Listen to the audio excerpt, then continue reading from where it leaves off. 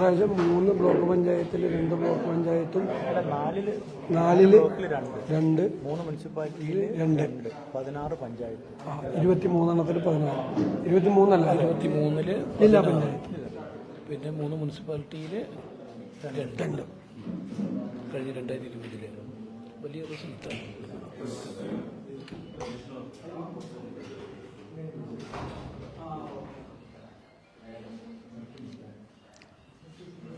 തദ്ദേശ സ്വയംഭരണ സ്ഥാപനങ്ങളിലേക്ക് നടക്കുന്ന തെരഞ്ഞെടുപ്പിൽ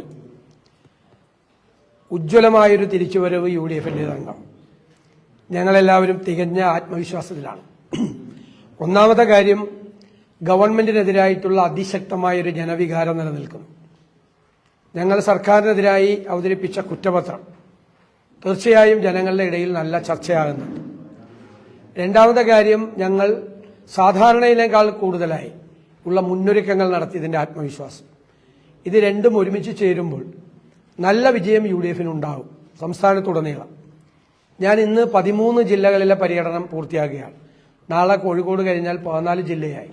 13 ജില്ലകളിൽ നിന്നും എനിക്ക് സ്ഥാനാർത്ഥികളിൽ നിന്നും പാർട്ടി നേതാക്കളിൽ നിന്നും പ്രവർത്തകരിൽ നിന്നും കിട്ടിയ ഫീഡ്ബാക്ക് വലിയ തോതിലുള്ള വിജയത്തിലേക്ക് UDF കുതിക്കുകയാണ് എന്നുള്ളതാണ്. കഴിഞ്ഞ പ്രാവശ്യം നമുക്ക് ഉണ്ടായ ഒരു പിന്നോക്കം പോക്കുണ്ടായിരുന്നു. അതിനെയെല്ലാം മറികടന്നുകൊണ്ടുള്ള വലിയ വിജയം സംസ്ഥാനത്തുടനീളം ജില്ലാ പഞ്ചായത്തുകളിലും കോർപ്പറേഷനുകളിലും മുനിസിപ്പാലിറ്റികളിലും ബ്ലോക്ക് ഗ്രാമപഞ്ചായത്തുകളിലും ഉണ്ടാകും എന്ന കാര്യത്തിൽ യാതൊരു സംശയമില്ല. യഥാർത്ഥത്തിൽ ഈ തെരഞ്ഞെടുപ്പിൽ സർക്കാരിനെതിരായിട്ടുള്ള വിഷയങ്ങളാണ് ചർച്ചയാകുന്നത്.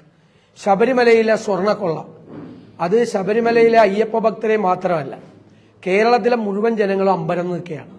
കാരണം അയ്യപ്പന്റെ ശ്രീകോവിലിന്റെ വാതിലും കട്ട്ളയും ദ്വാരപാലക ശില്പവും കൊള്ളയടിച്ച് ആളുകളെ സംരക്ഷിക്കുകയാണ് CPM.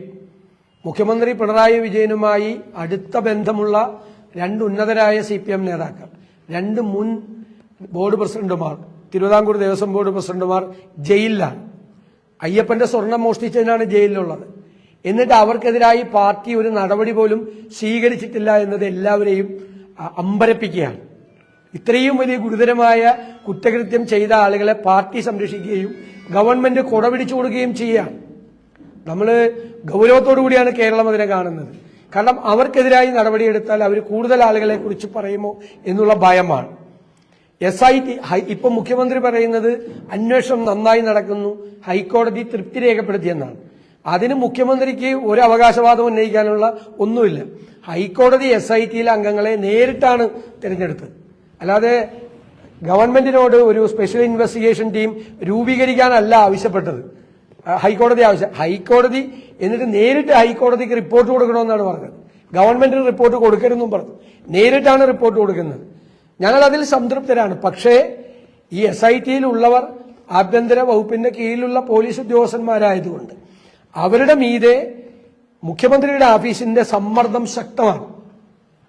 അത് N. വാസുവിന്റെ അറസ്റ്റിന് മുമ്പും N. വാസുവിനെ അറസ്റ്റ് ചെയ്യാതിരിക്കാൻ വേണ്ടി മുഖ്യമന്ത്രിയുടെ ഓഫീസ് സമ്മർദ്ദം ചെലുത്തി.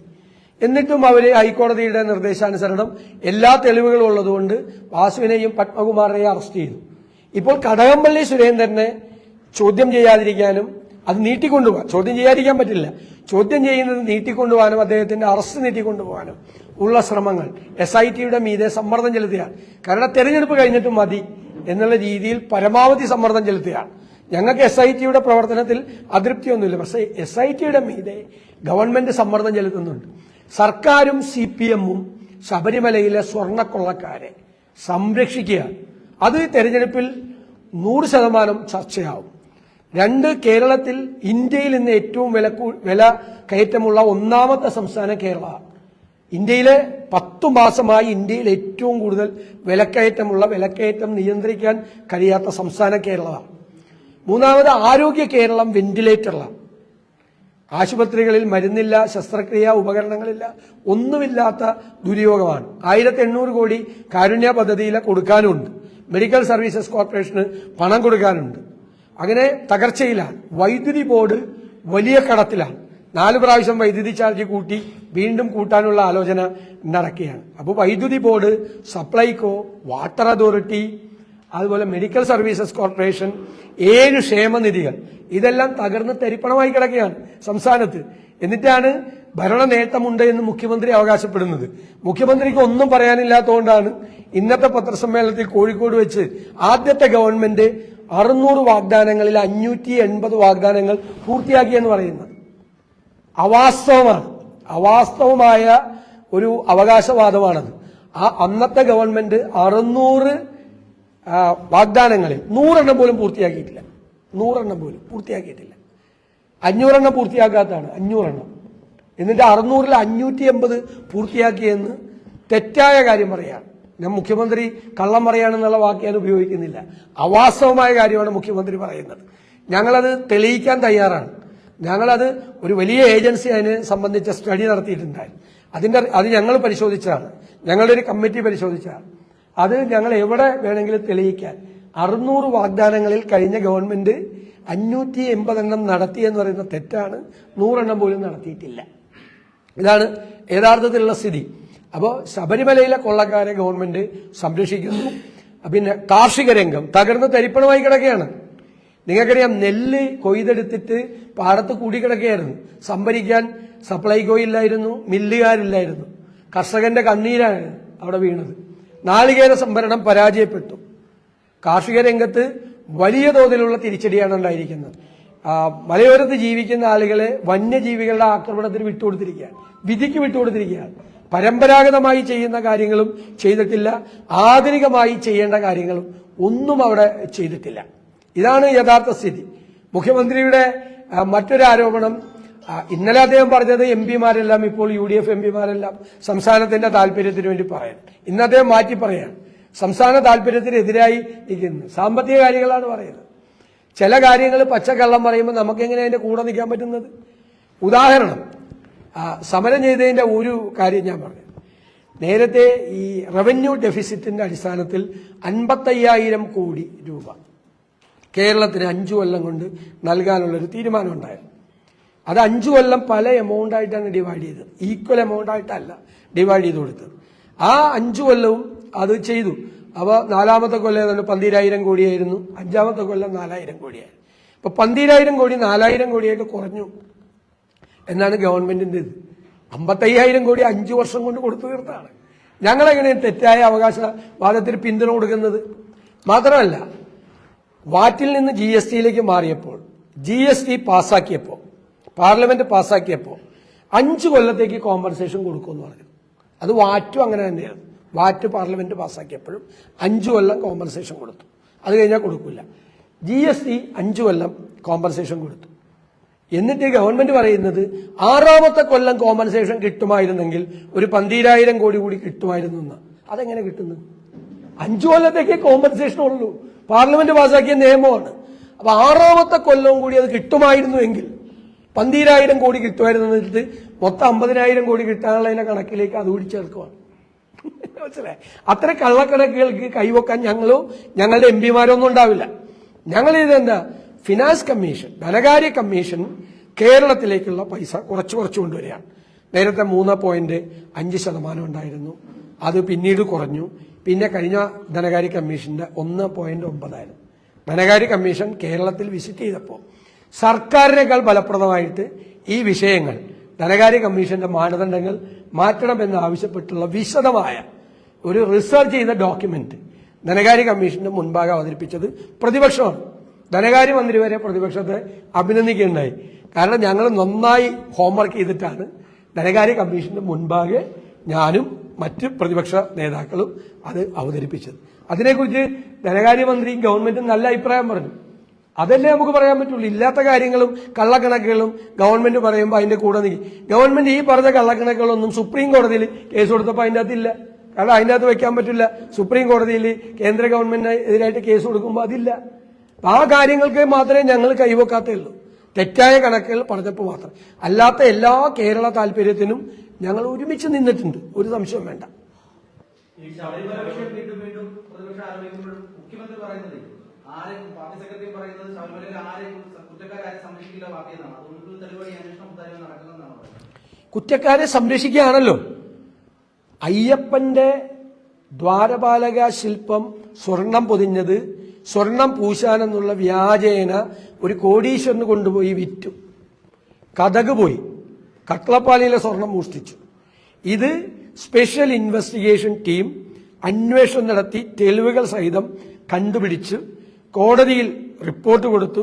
കോടതിയുടെ അനുവാദത്തോടുകൂടി ഇവരെ അറസ്റ്റ് ചെയ്ത് കോടതിയുടെ മുമ്പിൽ ഹാജരാക്കി, ട്രയൽ കോർട്ടിന്റെ മുമ്പിൽ ഹാജരാക്കി അവരെ ജയിലിലേക്ക് റിമാൻഡ് ചെയ്തു. അവർക്ക് ജാമ്യാപേക്ഷ വരെ കോടതി തള്ളി. എന്നിട്ടും എം വി ഗോവിന്ദൻ എന്താ പറയുന്നത്? അവർക്കെതിരെ നടപടിയെടുക്കില്ല. അതെന്താ നടപടിയെടുക്കാത്തത്? അയ്യപ്പന്റെ സ്വർണം കവർച്ച ചെയ്ത ആളുകൾക്ക് പ്രമോഷൻ കൊടുക്കുമോ? സെക്രട്ടേറിയറ്റ് മെമ്പർ ആക്കുമോ? CPM? അതാണ് ഞങ്ങളുടെ ചോദ്യം. നടപടിയെടുക്കുന്നില്ല അവർക്കെതിരായി. N. വാസുവിനെതിരായും മുൻ MLA പത്മകുമാറിനെതിരായും നടപടിയെടുക്കില്ല എന്ന് എന്തുകൊണ്ട് എം വി ഗോവിന്ദൻ പറയുന്നു? അതാണ്. അല്ലാതെ മുഖ്യമന്ത്രി വിചാരിച്ച വേറെ സംരക്ഷണം ഒന്നും കൊടുക്കാൻ പറ്റില്ല. കാരണം കോടതിയുടെ നേരിട്ടുള്ള നിയന്ത്രണത്തില. മുഖ്യമന്ത്രി ആഭ്യന്തരമന്ത്രിയാണ്, പക്ഷെ മുഖ്യമന്ത്രിക്കല്ല SIT റിപ്പോർട്ട് കൊടുക്കുന്നത്. സ്റ്റേറ്റ് ആഭ്യന്തരമന്ത്രിക്കോ സംസ്ഥാനത്തെ DGPക്കോ അല്ല SIT special investigation team report കൊടുക്കുന്നത്. കോടതിയുടെ മുമ്പിലാണ്. കോടതി പറഞ്ഞേക്കുന്നത് വേറെ ആർക്കും കൊടുക്കരുതെന്നാണ്. കോടതിയുടെ കയ്യിലാണ് ആ റിപ്പോർട്ട് ഇരിക്കുന്നത്. പിന്നെ മുഖ്യമന്ത്രി എങ്ങനെ സംരക്ഷിക്കുന്നത്?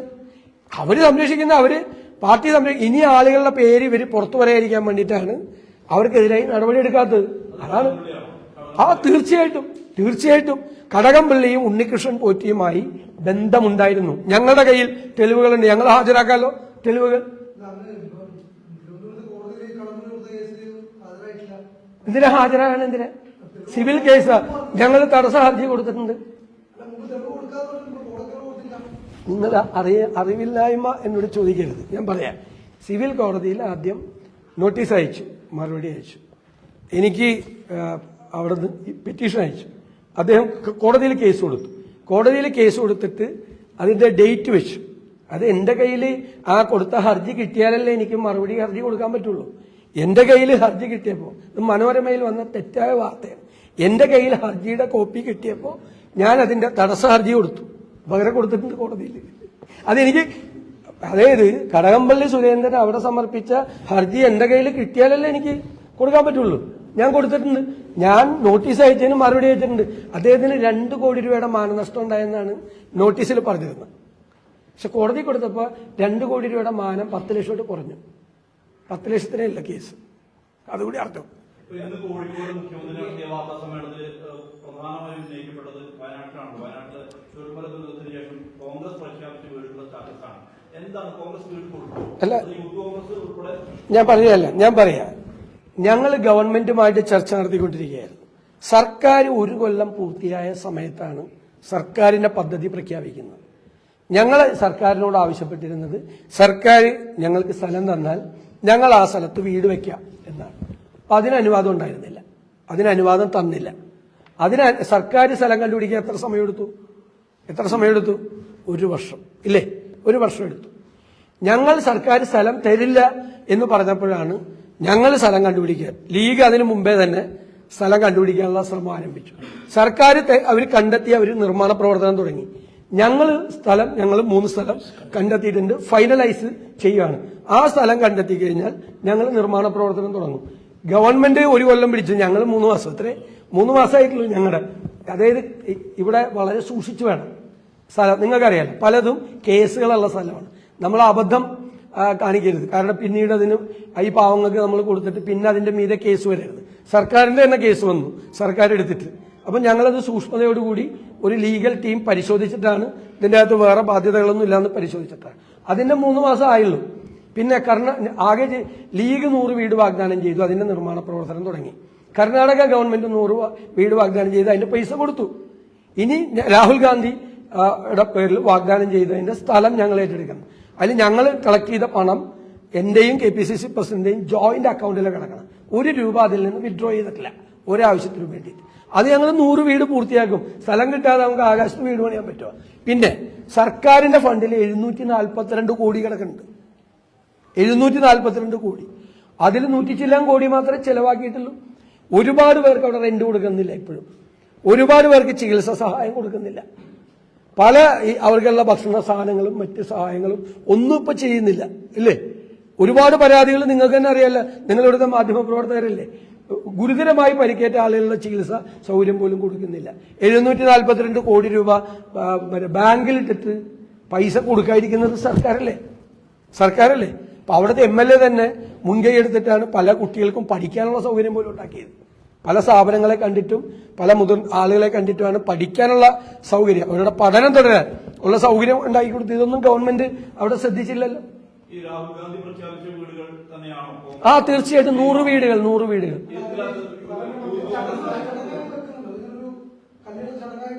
അതായത് നമ്മുടെ സ്ഥലത്തിന്റെ എഗ്രിമെന്റ് അല്ല, തീരെ എഴുതി കഴിഞ്ഞാൽ അടുത്ത ദിവസം അവരുടെ സൗകര്യത്തിന് രാഹുൽജിയുടെ ആയിക്കൊണ്ടിരിക്കുന്ന ഫൈനലായിട്ടില്ല. അത് കറക്റ്റ്.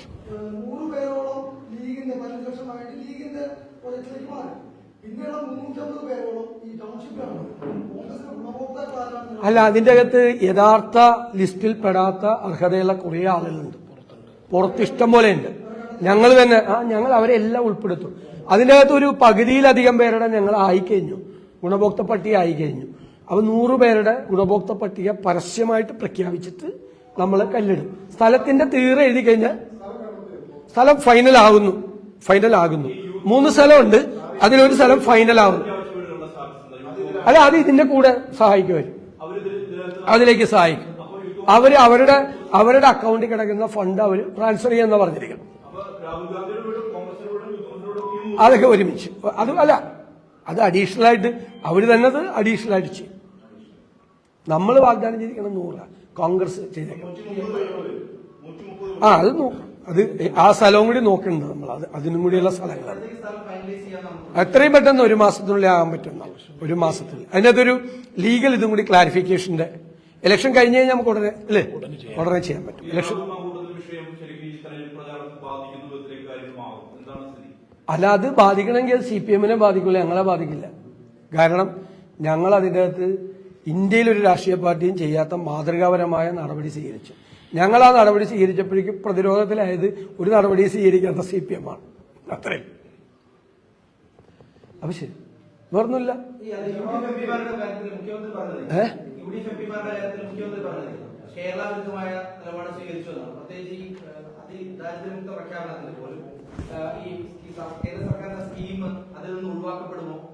അല്ലാതെ ഭയം ഉണ്ടായല്ലോ. ഞാൻ ചെയ്യട്ടെ, ആ ഭയം കേരളത്തിൽ ആദ്യമായിട്ട് ഉന്നയിച്ചതാരാണ്? അതായത് കഴിഞ്ഞ ഇതില് മാനിഫെസ്റ്റോയിൽ, LDF-ന്റെ മാനിഫെസ്റ്റോയിൽ പറയുന്നുണ്ട് കേരളത്തിൽ 4.5 ലക്ഷം പരമദരിദ്രരുണ്ട്. ദരിദ്രരിൽ അതീവ ദരിദ്രരാണ് AY കാർഡ് കൊടുക്കുന്നത്, 5,85,000 പേർക്ക്. ഇത് 4.5 ലക്ഷമുണ്ട്, രണ്ടുമുണ്ട്. ഇത് നിലനിൽക്കുമ്പോഴാണ് അതീവ ദരിദ്രം എന്ന് പറഞ്ഞിട്ട് എന്ത് മാനദണ്ഡത്തിന്റെ അടിസ്ഥാനത്തിലാണ് ഒരു പട്ടിക CPM ഉണ്ടാക്കുന്നത്, അല്ലെങ്കിൽ ഗവൺമെന്റ് ഉണ്ടാക്കുന്നത്? എന്നിട്ട് കേരളത്തിൽ അതീവ ദരിദ്ര മുക്ത സംസ്ഥാനം എന്ന് പ്രഖ്യാപിക്കുമ്പോൾ ആദ്യം അതിലൊരു ഉത്കണ്ഠ പ്രകടിപ്പിച്ചത് ആരാ? CPM-ന്റെ സഹയാത്രികർ ഉൾപ്പെടെ ആയിരുന്നവരുൾപ്പെടെയുള്ള ഡോക്ടർ RVG മേനോനെ പോലെ ഉള്ള പ്രമുഖരായിട്ടുള്ള, ഡോക്ടർ KP കണ്ണനെ പോലുള്ള പ്രമുഖരായിട്ടുള്ള വ്യക്തികളാണ്. അത് അപകടം ചെയ്യും. കേരളത്തിൽ അതീവ ദരിദ്രരില്ല എന്നുള്ളൊരു പ്രഖ്യാപനം നടത്തിയാൽ കേന്ദ്രം കേരളത്തിന് തരുന്ന അന്ത്യോദയ അന്നയോജന പദ്ധതി പ്രകാരമുള്ള കാർഡുകൾ വരെ പിൻവലിക്കാനുള്ള സാധ്യതയുണ്ടെന്ന് പ്ലാനിംഗ് എക്സ്പേർട്സും സാമ്പത്തിക വിദഗ്ധന്മാരും ഉൾപ്പെടെയുള്ള ഒരു വലിയ ടീമാണ്. 25ഓളം പേര് പ്രമുഖരായിട്ടുള്ള ആളുകൾ, ഈ മേഖലയിൽ പ്രവർത്തിച്ചിട്ടുള്ള ആളുകളാണ് സംശയം ആദ്യം പ്രകടിപ്പിച്ചത്. അപ്പം ഞങ്ങളത് പറഞ്ഞു ഇങ്ങനെ ഒരു പ്രഖ്യാപനം, ഇതൊരു PR സ്റ്റണ്ടായിരുന്നു ഇലക്ഷന് മുമ്പ് നടത്തിയത്. എത്ര കോടി രൂപയുടെ പരസ്യമാണ് അതിനുവേണ്ടി കൊടുത്തത്, എത്ര കോടി രൂപ അതിനുവേണ്ടി ചെലവാക്കി. ഇതൊരു ഇലക്ഷന്റെ തൊട്ട് തലയാഴ്ച പെട്ടെന്നൊരു സുപ്രഭാതത്തിൽ പ്രഖ്യാപിക്കുകയാണ് കേരളത്തിൽ അതീവ ദരിദ്രരില്ലെന്ന്. അപ്പൊ ഇവര് പറഞ്ഞ 4.5 ലക്ഷം പരമദരിദ്രന്മാരാ. എന്തു മാനദണ്ഡം? ഇവരെല്ലാം ചോദ്യം ചെയ്തത് എന്തു മാനദണ്ഡം അനുസരിച്ചാണ് നിങ്ങൾ ഇത് ചെയ്തതെന്നാണ്. അത് MP-മാരോ ഞാൻ ഉന്നയിച്ചാണല്ലോ. MP-മാരെ മാത്രം എന്തിനാ കുറ്റപ്പെടുത്തണം? ഞാനാണ് ആദ്യം പറഞ്ഞത്. അങ്ങനെ ഒരു പ്രഖ്യാപനം കേരളത്തിന്റെ താല്പര്യങ്ങൾക്ക് ഹാനികരമാവില്ലേ എന്ന് നമ്മൾ ചോദിച്ചു. കേന്ദ്രം നമ്മളെ ഉപദ്രവിക്കാൻ വേണ്ടി നിൽക്കുന്ന സമയമാണ്, നമുക്കറിയാമല്ലോ. ആ സമയത്ത് ഇത്തരം ഒരു പ്രഖ്യാപനം നടത്തിയാൽ നമുക്ക് ദോഷകരമായി മാറില്ലേ? സത്യമല്ലേ ഇത്? അതിനെന്താ തെറ്റ്?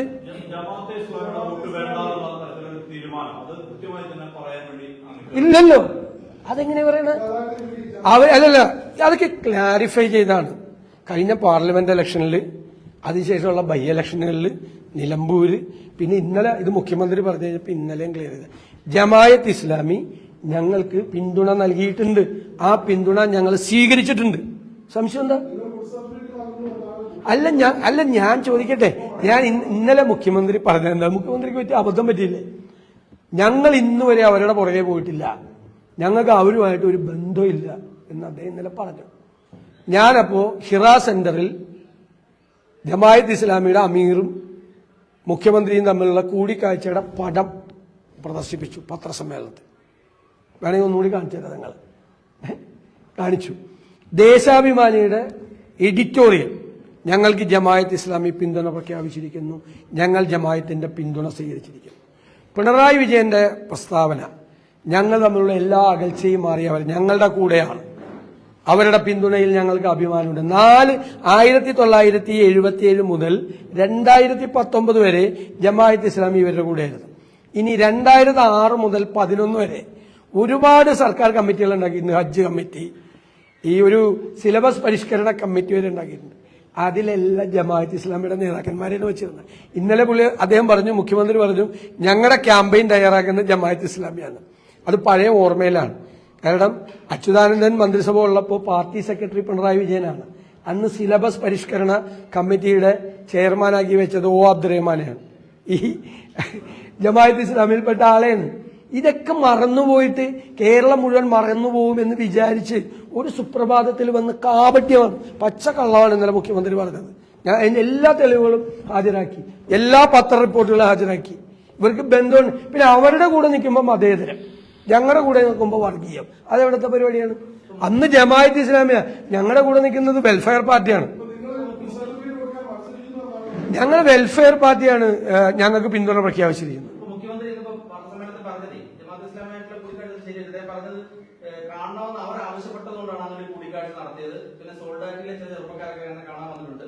പക്ഷെ അന്ന് അവരെ മുഖത്ത് നോക്കി വർഗീയവാദികളെന്ന് ഞാൻ വിളിച്ചിട്ടുണ്ടെന്നൊക്കെയാണ് മുഖ്യമന്ത്രി പറഞ്ഞത്. ഞാൻ മുഖ്യമന്ത്രിയുടെ സ്റ്റേറ്റ്മെന്റ് വായിച്ചു. അവരുടെ പിന്തുണ ഞങ്ങൾക്ക്, അവരുടെ പിന്തുണ ഞങ്ങൾക്കുണ്ട്. ഞങ്ങൾ തമ്മിൽ യാതൊരു അകൽച്ചയുമില്ല. പിന്നെ ജമാഅത്ത് ഇസ്ലാമിയുടെ പൂർണ്ണ പിന്തുണ UDF-ന്. കാരണം എന്താ വെച്ചാൽ കോൺഗ്രസിന് സാമ്രാജ്യത്വ ദാസ്യം. ഞങ്ങൾ അമേരിക്കയുടെ കൂടെയാണ് കേരളത്തിലെ കോൺഗ്രസ്സുകാർ. അതുകൊണ്ട് കേരളത്തിലെ CPM-ന് ജമാഅത്ത് ഇസ്ലാമി പിന്തുണ പ്രഖ്യാപിച്ചു. ഹിറാ സെന്ററിൽ മുഖ്യമന്ത്രി പിണറായി വിജയൻ, മുഖ്യമന്ത്രി ആയിരിക്കുമ്പോൾ അല്ല, പാർട്ടി സെക്രട്ടറി ആയിരിക്കുമ്പോൾ ഹിറാ സെന്ററിൽ പോയി ഈ ജമാഅത്ത് ഇസ്ലാമിയുടെ നേതാക്കളെ മുഴുവൻ കണ്ടിട്ടുണ്ട്. അന്നത്തെ അമീറും പിണറായി വിജയനും കൂടി ഇരിക്കുന്ന പടമാണ് ഞാൻ ഹാജരാക്കിയത്. സോൾഡാറ്റിലെ പിള്ളേരല്ല, സോൾഡാറ്റിലെ പിള്ളേരൊന്നുമല്ല. അവര് പൂർണ്ണ പിന്തുണ. മനസ്സിലായി? പിന്നെ മദനിയെ പിടിച്ചു കൊടുത്തത് ഞങ്ങളാണ് എന്ന് നായനാർ ഗവൺമെന്റ് അവകാശപ്പെട്ടു. ആ മദനിയെ കാത്ത് 1 മണിക്കൂർ ഇരുന്ന ആളാണ് പിണറായി വിജയൻ. SDPIയുടെ പിന്തുണയോടുകൂടി പഞ്ചായത്ത് ഭരിക്കുന്ന പാർട്ടിയാണ് CPM. വെറുതെ ചുമ്മാ ഒന്ന് സുപ്രഭാതി പറയല്ലേ. ജമാഅത്ത് ഇസ്ലാമിയായിട്ട് CPM-നുള്ള ബന്ധം, CPM ഗവൺമെന്റ് കേരളത്തിൽ ഉണ്ടായിരുന്ന കാലത്ത് ജമാഅത്ത് ഇസ്ലാമിയിൽപ്പെട്ട അംഗങ്ങളെ സർക്കാരിന്റെ വിവിധ കമ്മിറ്റികളിൽ വെച്ചതിന്റെ രേഖകൾ ഞങ്ങൾ ഹാജരാക്കാം. അല്ല, വർഗീയ പ്രസ്ഥാനത്തിന് ഞങ്ങൾ പിന്തുണ മേടിക്കില്ലല്ലോ. അവർ ഞങ്ങൾക്ക് പിന്തുണ പ്രഖ്യാപിച്ചിട്ടുണ്ട്. അതിനു മുമ്പ് 4 പതിറ്റാണ്ട് CPM-നായിരുന്നു. 1977 ജമാഅത്ത് ഇസ്ലാമിയും ജനസംഘം ഒക്കെ CPM, അവരെല്ലാവരും ഒരുമിച്ചായിരുന്നു. അതെ, ഞാൻ തന്നെ പറഞ്ഞു, എന്റെ 5 തെരഞ്ഞെടുപ്പിന്, ഞാൻ മത്സരിച്ച 5 തെരഞ്ഞെടുപ്പിന് ജമാഅത്ത് ഇസ്ലാമി എനിക്കെതിരായിരുന്നു. ജമാഅത്ത് ഇസ്ലാമി LDF-ലാണ് വോട്ട് ചെയ്തത്. LDF-നാണ് വോട്ട് ചെയ്തത്. എന്റെ 5 തെരഞ്ഞെടുപ്പിന്, ഞാൻ 5 തെരഞ്ഞെടുപ്പിൽ ജയിച്ചപ്പോ എനിക്കെതിരായിട്ട് വോട്ട് ചെയ്തത്. എന്നിട്ട് ഇപ്പൊ വന്നിട്ട് ചുമ്മാ പറയുക, ഇതൊന്നും ആരും മനസ്സിലായി. ഇതൊക്കെ ഒരു അവസരവാദമാണ്, അവസരവാദം. തിരുനെല്ലി ക്ഷേത്രത്തിന്റെ പണവും അതുപോലെ തന്നെ ക്രിസ്ത്യാനി ക്ഷേത്രത്തിന്റെ പണവും ഈ ബാങ്കുകളിലുണ്ട്. അത് തിരികെ കിട്ടുന്നത് 2 വർഷമായിട്ട് ചോദിക്കുന്നു. സുപ്രീം കോടതി ബാങ്കുകൾ, CPM നേതൃത്വത്തിലുള്ള ബാങ്കുകളിലാണ് ഈ ക്ഷേത്രത്തിന്റെ പണമുള്ളത്. അതിന്റെ കാലാവധി പൂർത്തിയാക്കി കഴിഞ്ഞാൽ ഡെപ്പോസിറ്റ് ചെയ്യണത് ആരാണെങ്കിലും, വ്യക്തിയാണെങ്കിലും സ്ഥാപനമാണെങ്കിലും ക്ഷേത്രമാണെങ്കിലും തിരിച്ചു കൊടുക്കണ്ടേ. അത് തിരിച്ചു കൊടുക്കാതിരിക്കാൻ വേണ്ടിയിട്ട് നടത്തിയപ്പോഴാണ് ക്ഷേത്രത്തിന്റെ ആളുകൾ ഹൈക്കോടതി പോയത്. ഹൈക്കോടതി അത് തിരിച്ചു കൊടുക്കാൻ പറഞ്ഞു. അതിനെതിരായി വീണ്ടും സുപ്രീം കോടതി പോയപ്പോഴാണ് സുപ്രീം കോടതി ശക്തമായ താക്കീത്, പണം തിരിച്ചു കൊടുക്കണം എന്ന് പറഞ്ഞ് ആവശ്യപ്പെട്ടിരിക്കുന്നത്. എന്ത് ക്ലെയിമാണുള്ളത്? ആര് പണം നിക്ഷേപിച്ചാലും, ഏത് ബാങ്കിൽ നിക്ഷേപിച്ചാലും അതിന് കാലാവധി പൂർത്തിയാക്കി കഴിയുമ്പോൾ പണം ചോദിച്ചാൽ കൊടുക്കണ്ടേ, തിരിച്ചു കൊടുക്കണ്ടേ. പണം കൊടുത്തേ പറ്റുള്ളൂ. ഇത് ഈ വിശ്വാസ്യത നഷ്ടപ്പെടുന്ന കാര്യം കൂടിയാണ്. അതിന് ക്ഷേത്രത്തിന്റെ സ്ഥാപനത്തിന്റെയോ വ്യക്തിയുടെ എന്നില്ലല്ലോ. നമ്മൾ കൊണ്ട് നിക്ഷേപിച്ച് നമ്മൾ സ്ഥലം വിറ്റിയ കാശ് മോളെ കല്യാണത്തിന് വേണ്ടിയിട്ട് വെച്ച് മോളെ കല്യാണം ആകുമ്പോൾ നമ്മളെ ഒന്ന് ചോദിക്കും, കാലാവധി ആകുമ്പോൾ തരില്ല എന്ന് പറഞ്ഞാൽ ക്ഷേത്രം പണം നിക്ഷേപിച്ചേക്കല്ലേ. അപ്പൊ ഇനി മുതൽ അത്തരം സ്ഥാപനങ്ങൾ ഈ പണം തിരിച്ചു കൊടുക്കാതെ അവർക്ക് സുപ്രീം കോടതി വരെ പോകേണ്ട ഗതികേട് വന്നു. അപ്പൊ ക്രെഡിബിലിറ്റിയാണ് പോകുന്നത്, വിശ്വാസ്യതയാണ് നഷ്ടപ്പെടുന്നത്. സഹകരണ മേഖലയുടെ വിശ്വാസ്യതയെ ഈ സർക്കാർ തകർക്കാണ്. കരുവന്നൂര് മുതൽ എല്ലായിടത്തും തകർക്കാണ്, എല്ലായിടത്തും. ഈ ലാഭത്തിലായിരുന്ന ജില്ലാ ബാങ്കുകളെ കൊണ്ട് നഷ്ടത്തിലായ സ്റ്റേറ്റ് ബാങ്കിൽ കൊണ്ടുപ്പെടുത്തി. ഇപ്പൊ കരുവന്നൂർ ബാങ്കിന് കുഴപ്പമുണ്ടായി. ആ തൃശൂർ ജില്ലാ സഹകരണ ബാങ്ക് ഉണ്ടായിരുന്നെങ്കിൽ 48 മണിക്കൂറിനകം മുഴുവൻ നിക്ഷേപകർക്കും പണം കൊടുക്കായിരുന്നു. ഇപ്പൊ ഇല്ല. ഇപ്പൊ സ്റ്റേറ്റ് ബാങ്കിന് കൊടുക്കാൻ പറ്റില്ല, കാരണം റിസർവ് ബാങ്കിന്റെ കൺട്രോളിലാണ് സ്റ്റേറ്റ് ബാങ്ക്. ഈ പ്രാഥമിക സർവീസ് ബാങ്കുകളിൽ നടക്കുന്ന പ്രശ്നങ്ങൾ ഒരു ഇടപെടലും നടത്താൻ പറ്റില്ല. ഞങ്ങൾ പറഞ്ഞിട്ടുണ്ട്, ഞങ്ങൾ അധികാരത്തിൽ വരുമ്പോൾ നാഷണലൈസ്ഡ് ബാങ്കിലും ഷെഡ്യൂൾഡ് ബാങ്കിലും പണം നിക്ഷേപിക്കുന്നവർക്ക് നിക്ഷേപിക്കുന്ന പണത്തിന്റെ സുരക്ഷിതത്വം ഉള്ളതുപോലെ കേരളത്തിലെ സഹകരണ ബാങ്കിൽ പണം നിക്ഷേപിക്കുന്ന മുഴുവൻ നിക്ഷേപകർക്കും സുരക്ഷിതത്വം UDF ഉറപ്പുവരുത്തും. അത് ഞങ്ങളുടെ വാക്കാണ്. അത് ഞങ്ങൾ തെരഞ്ഞെടുപ്പ് മാനിഫെസ്റ്റോയിൽ UDF പ്രഖ്യാപിക്കാൻ പോണ കാര്യം ഞാൻ അഡ്വാൻസ് ആയിട്ട് പറഞ്ഞാൽ എല്ലാവർക്കും നിക്ഷേപം, ആര് പണം നിക്ഷേപിച്ചാലും, ഇപ്പൊ ബാങ്കിൽ നിക്ഷേപിച്ച റിസർവ് ബാങ്ക് പ്രൊട്ടക്ട് ചെയ്യും എന്ന് പറഞ്ഞതുപോലെ സ്റ്റേറ്റ് ഗവൺമെന്റ് സഹകരണ ബാങ്കിൽ നിക്ഷേപിക്കുന്ന മുഴുവൻ നിക്ഷേപങ്ങൾക്കും. അപ്പോഴാണ് ഈ സഹകരണ ബാങ്കുകളുടെ ക്രെഡിബിലിറ്റി വർദ്ധിക്കുന്നത്. ഇപ്പൊ ഞാൻ പണം കൊണ്ടിട്ട് കഴിഞ്ഞാൽ എന്റെ ആവശ്യത്തിന് പണം എടുക്കാൻ വരുമ്പോൾ പണം തരില്ല എന്ന് പറഞ്ഞു കഴിഞ്ഞാൽ ആരെങ്കിലും പിന്നെ കോപ്പറേറ്റീവ് ബാങ്കിൽ കൊണ്ട് പണം ഇടുവോ? ഇല്ലല്ലോ. വ്യക്തിപരമായ പണം ഇട്ടിരിക്കുകയാണ്. ഈ പണമൊക്കെ തരില്ല എന്ന് പറഞ്ഞാൽ അത് CPM സഹകരണ മേഖലയുടെ വിശ്വാസ്യതയെ പൂർണ്ണമായി തകർത്തു. ഈ ഗവൺമെന്റിന്റെ ഒരു ഇതുകൂടിയാണ്. അതെന്തെങ്കിൽ അത് ചെയ്യണം, ജില്ലാ ബാങ്കുകൾ ചെയ്യണം. അത് ഉണ്ടായിരുന്ന സംവിധാനത്തെ അതിനെ അഡ്രസ് ചെയ്യാൻ. ആരാണ് പണം കട്ടുപോയെന്ന് പോയെങ്കിൽ കോൺഗ്രസ്സുകാരൻ പണം കട്ടുകൊണ്ടുപോയാലും CPM-കാരൻ പണം കട്ടുകൊണ്ടുപോയാലും കട്ടുകൊണ്ട് പോയതിന്റെ അവന്റെ സ്ഥലം കൊടുത്തേക്കണം. എവിടെ അവൻ പോകേണ്ട സ്ഥലം എവിടെ? ജയിലാണ്. അവിടേക്ക് കൊടുത്തേക്കണം. നാട്ടുകാരുടെ പണം കട്ടുണ്ട് ആരായാലും, അത് കോൺഗ്രസ് ആയാലും CPM ആയാലും. പക്ഷെ നിക്ഷേപകന്റെ കാര്യം, ഇവൻ ജയിലിൽ പോയാൽ നിക്ഷേപകന്റെ പ്രശ്നം തീരുമോ? നിക്ഷേപന് ഗവൺമെന്റ് പ്രൊട്ടക്ട് ചെയ്യണം. അതാണ് സഹകരണ മേഖലയിലെ വിശ്വാസ്യത LDF തകർത്തു.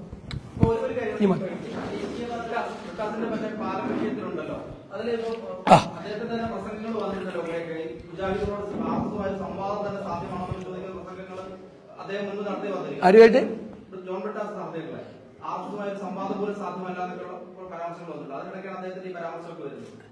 ഇത് നമുക്കറിയില്ലേ. പിണറായി വിജയന്റെ പ്രധാന പരിപാടി ഡൽഹിയിൽ പോയി നരേന്ദ്രമോദിയുടെയും അമിത്ഷായുടെയും മുമ്പിൽ കുനിഞ്ഞിരിക്കുകയാണ്. അവർ രണ്ടുപേരും എവിടെ ഒപ്പിടാൻ പറഞ്ഞാലും ഒപ്പിട്ട് കൊടുക്കും. PM ശ്രീയിൽ ഒപ്പിട്ട് കൊടുത്തു. പോളിറ്റ് ബ്യൂറോ അറിഞ്ഞില്ല, സ്റ്റേറ്റ് കമ്മിറ്റി അറിഞ്ഞില്ല, സെക്രട്ടേറിയറ്റ് അറിഞ്ഞില്ല, ക്യാബിനറ്റ് അറിഞ്ഞില്ല, LDF അറിഞ്ഞില്ല. അറിയാല്ല ഒപ്പിട്ടത് PM ശ്രീയിൽ ഒപ്പിട്ടത്. അവര് പറഞ്ഞതെല്ലാം കേൾക്കും. ഭയന്ന് നിൽക്കുകയാണ്. ഭയന്നാണ് ഇവർ ഭരിക്കുന്നത്. അതിന് അവരുമായി കുറെ പാലങ്ങളുണ്ട്. അതിലൊരു പുതിയ പാലമാണ് ഇപ്പോൾ രംഗപ്രവേശം ചെയ്ത ജോൺ ബ്രിട്ടാസ്. നേരത്തെ കുറെ പാലങ്ങളുണ്ട്. ഇപ്പോ ഈ ഹൈവേ തകർന്നു വീണുകൊണ്ടിരിക്കുകയാണ്. സ്റ്റേറ്റ് ഒട്ട് ഇല്ലേ? സംസ്ഥാന ഗവൺമെന്റിന് ഒരു പരാതിയില്ല. ഇന്ന് മുഖ്യമന്ത്രി പറയുക ഞങ്ങൾക്ക് യാതൊരു ഉത്തരവാദിത്വം ഇല്ല. സംസ്ഥാന ഗവൺമെന്റിന് ഒരു ഉത്തരവാദിത്വം ഇല്ലെങ്കിൽ സംസ്ഥാന ഗവൺമെന്റ് എന്തിനാണ് ഇത് പണിയുന്നതിന്റെ അവകാശവാദം ഉന്നയിക്കുന്നത്? അത് റീലിട്ടുകൊണ്ട് നടക്കായിരുന്നല്ലോ. PWD മന്ത്രി മുഖ്യമന്ത്രിയൊക്കെ റീലിട്ടുകൊണ്ട് നടക്കായിരുന്നല്ല. അപ്പൊ സംസ്ഥാന ഗവൺമെന്റിന് പരാതിയില്ല. നൂറുകണക്കിന് സ്ഥലത്ത് മനുഷ്യന്റെ ജീവനപകടത്തിൽ ഇന്നലെ നമ്മൾ ശ്വാസം വിട്ടുപോയി അല്ലെ, നിന്നുപോയി. നമ്മുടെ 36 കുട്ടികളാണ് അതിന്റെ ഇടയിൽ പെട്ടുപോയത്. ഞങ്ങളൊക്കെ സ്ഥിര യാത്ര ചെയ്യല്ലേ ഇതിൽ കൂടി നമ്മളെല്ലാം. എന്നിട്ട് ഒരു പരാതിയില്ല. വീഴാത്ത പാലാരിവട്ടം പഞ്ചവടി പാലമാണെന്ന് പറഞ്ഞ് പ്രചരണം നടത്തിയതാ. പാലാരിവട്ടം പാലം ഇന്നുവരെ വീണിട്ടില്ല. വീഴാത്ത പാലാരിവട്ടം പാലം പഞ്ചവടി പാലം എന്ന് പ്രചരണം നടത്തിയ ആളുകൾക്ക് കേന്ദ്ര ഗവൺമെന്റിന്റെ അഴിമതി പാലം വീണുകൊണ്ടിരിക്കുമ്പോൾ സംസ്ഥാന ഗവൺമെന്റിന് ഒരു പരാതിയില്ല. പണി പൂർത്തിയായാൽ അതിന്റെ ക്ലെയിം എടുക്കാൻ പറ്റും. പാലം വീണ അയ്യോ ഇത് ഏത് പാലം, ആരുടെ പാലം?